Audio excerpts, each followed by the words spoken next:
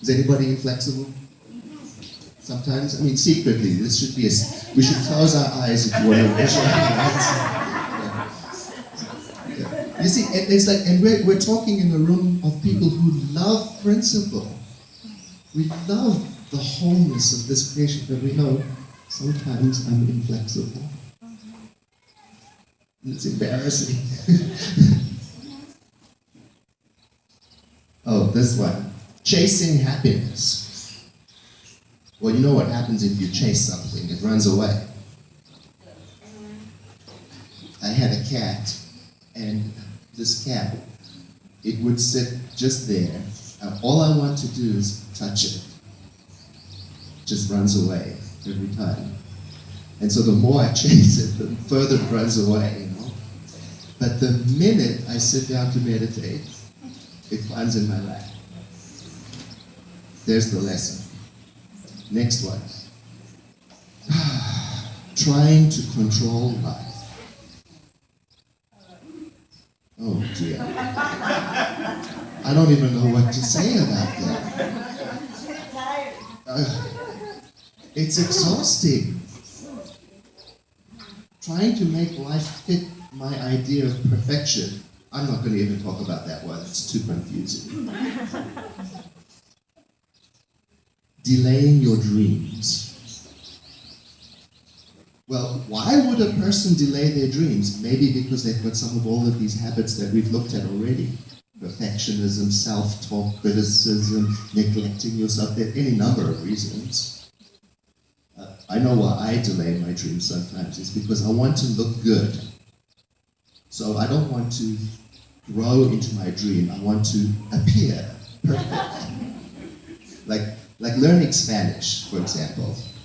I was in Costa Rica with friends, and I have some friends, they just throw themselves into the conversation. They don't care if it's the right gender, is the grammar correct. They don't care if they look funny. Then by the end of the week, they're already saying some good sentences. Not me. No. I first want to think, is that the right gender?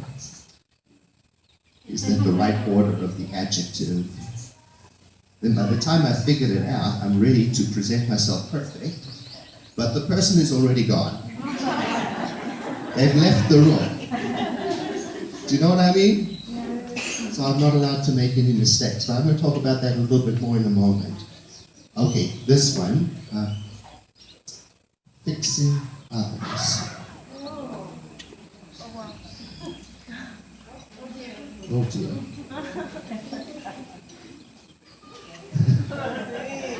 Oh. Bigger audience. This happened last year, 2 years ago when I was speaking. The bird came in as well. Come on in. Fixing others. Does anybody remember, I think it was Raymond Charles Barker, the book, How to Fix Other People? Yeah, it's a very popular book. People see the title, they think, finally a spiritual book will show me how to do what I've always wanted to do. And then they start reading, and then they see it's all about changing yourself. Anyway, so I read this list, and it reminded me that in 2013, I had made my own list of 10 things I thought I should stop doing that would make me more happy.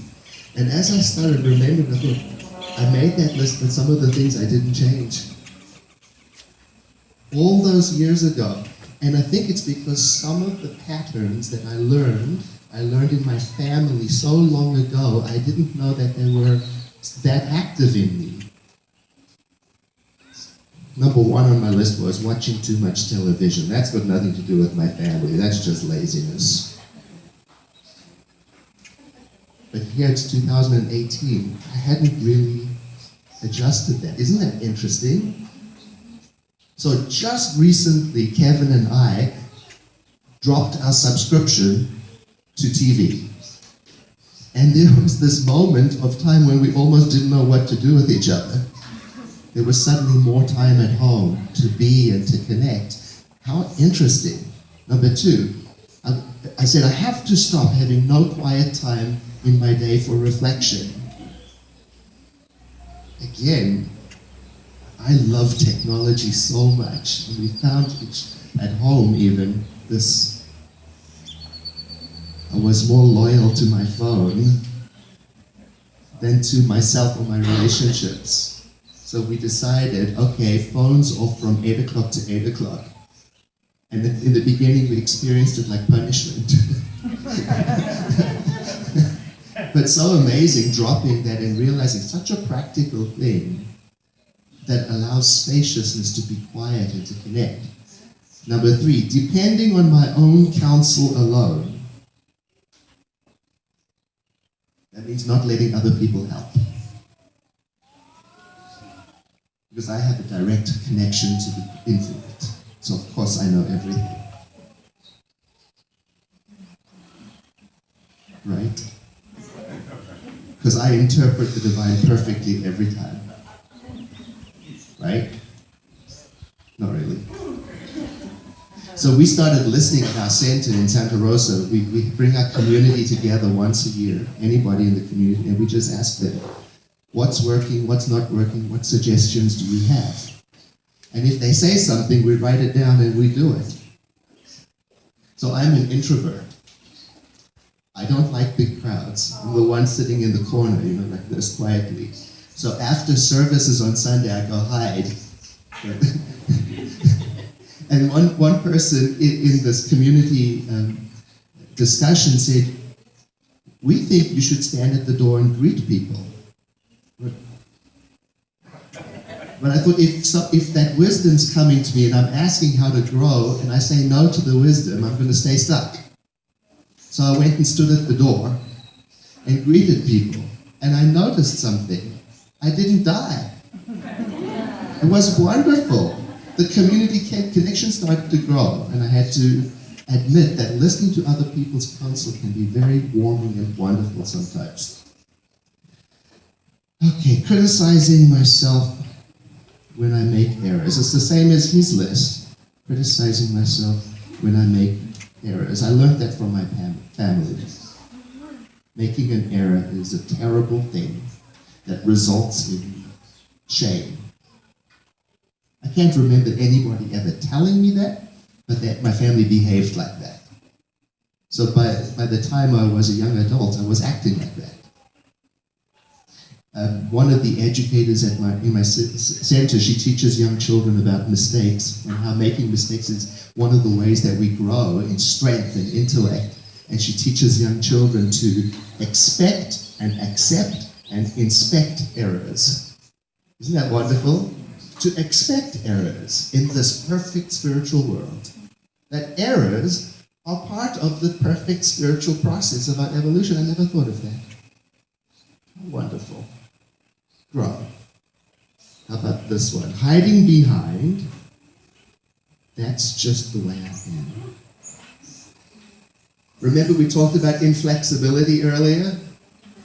That's just the way I am, when it's really saying, I refuse to change like I know I can.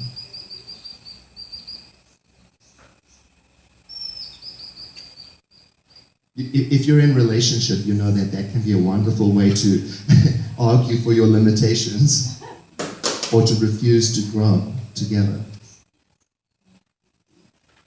I used to say to Kevin when we first got married, that's just the way I am. And I made this list in 2013, right? So fast forward 5 years later, I'm still using it. That's just the way I am. I'm not going to change now. So he pointed to my list and said, oh, you're still using that. How's that working? So I got so mad at him. And I said, well, you don't like to eat salmon. Change that. Salmon, so he looked at me and he said, okay. And he started eating salmon. What am I going to do now?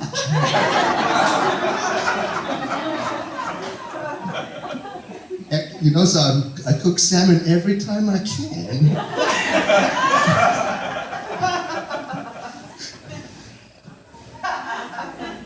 Can you find a place where you are unwilling to change? Yeah? What if your joy is just on the other side of that? So my salmon is, I'm an introvert, I don't do that. Oh, I've got so many more. Have you got a few? This doesn't change in me. Because this is a universe of infinite possibility and flexibility, but not me. I want change and growth and development, but without changing anything about me.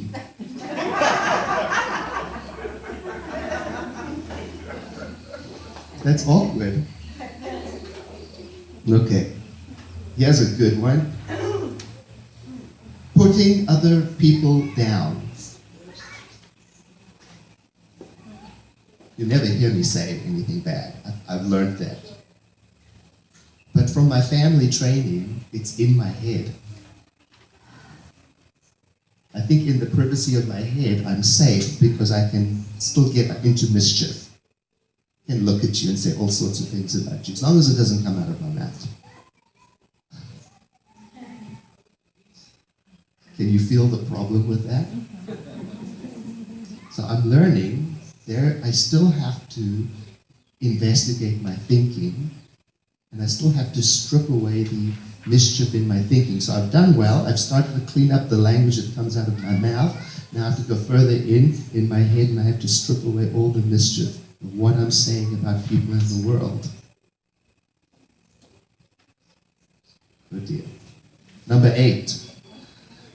Wishing for a better past.